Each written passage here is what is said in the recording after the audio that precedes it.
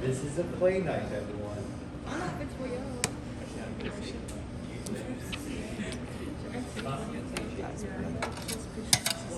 What's that?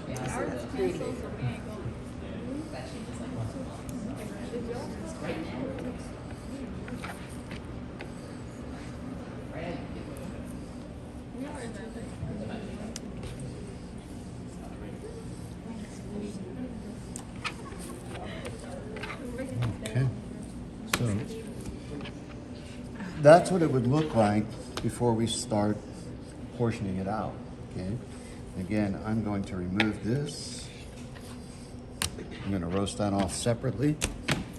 I'm going to get a little more consistency.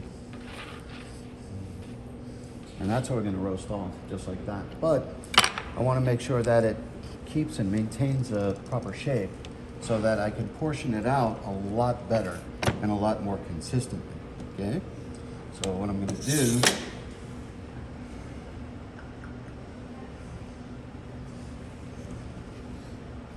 is truss it.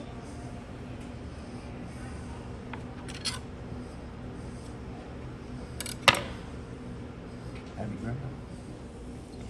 Thank you.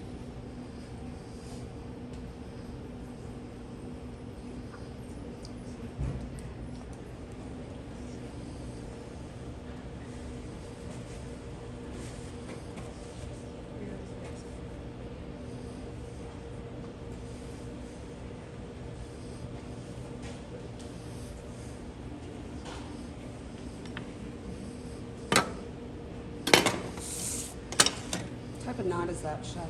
Slip knot. So.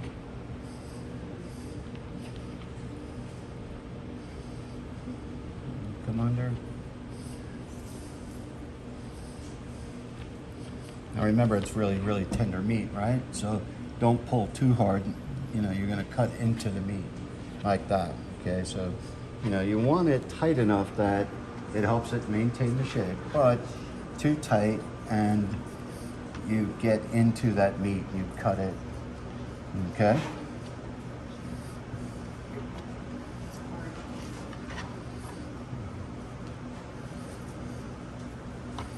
You want to try to keep your knots not on your presentation side, so you got them here on the side, okay? So you take your twine, just like that, okay? So over. Bring your thumb and twist. One more time.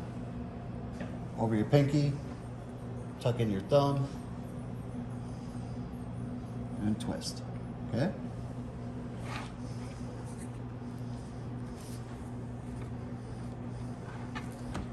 Done that a couple of times too.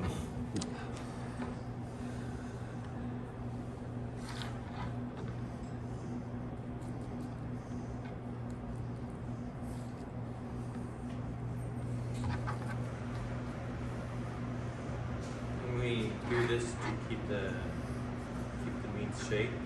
To help maintain the shape, cook evenly, presentation, right? Consistency, better yield, okay?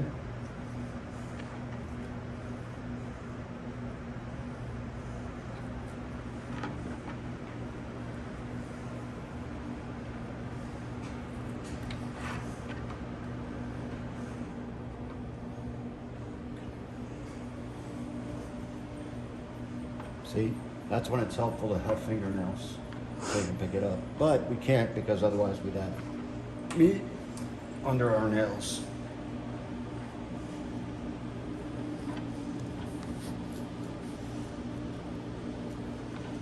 Think one more? Yeah?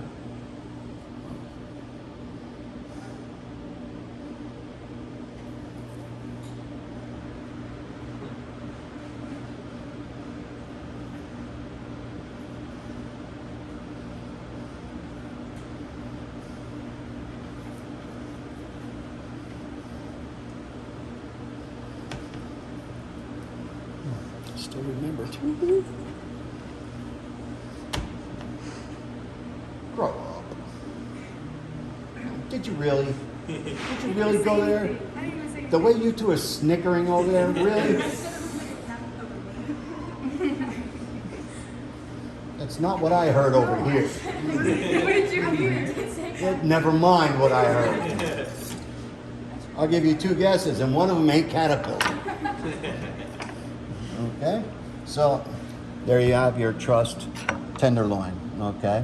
So, now, a lot of times in a lot of operations that I've worked in, this is how we would set them up for service, especially if we were doing banquet production, because then I would know exactly how many I could get out of here. Okay, I know exactly how many slices if I were going to do a sliced tenderloin. If I were going to do a carving station, I would know exactly how many to purchase, how many to prep, and then I have all this other stuff here that I am going to utilize, right? The fat. I would take the collagen fat and I would render that down with leftover. If I was doing brunoise of shallot and garlic and onion and leek, I would take the trimmings and the ends of all of those aromatics. I would heat them up in this rendered fat, and I would incorporate or infuse that flavor into that beef fat, and then I would use that when I would saute my vegetables, right? So instead of using just, bacon fat, it's great stuff, but I've already paid for this and I don't want to throw it away. If I'm making sausage, I'm making mortadella, if I was making bologna, if I was making hot dogs, or making beef summer sausage, I would definitely use this stuff and add that into a grind when I was grinding that, okay? Remember, that is my chicken fried tenderloin, right? $22.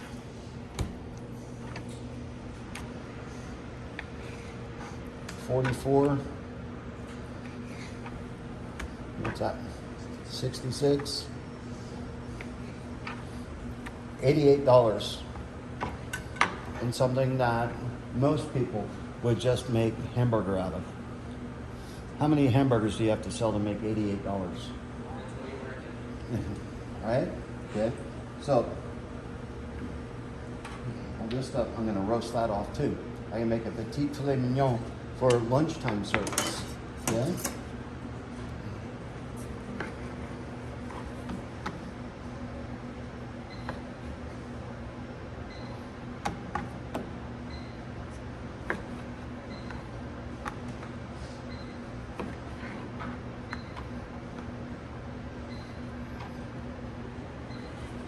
Here you go.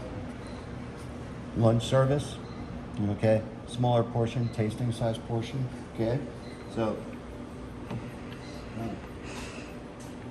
beef stroganoff, beef stir fry, beef kebabs, shawarma. Okay. All this, I have an industrial sized grinder. I'm not going to throw in the silver skin. Okay. That right there is pretty much all the waste I'm going to have, I'm going to throw away. Okay, everything else, I'm going to try to utilize in some fashion. Now, is it bad to utilize trimming and waste? No. Okay, as long as it's healthy and wholesome, well, not healthy, but as long as it's wholesome and safe. It hasn't been exposed to any kind of food dangers, right? It hasn't been time temperature abused, right?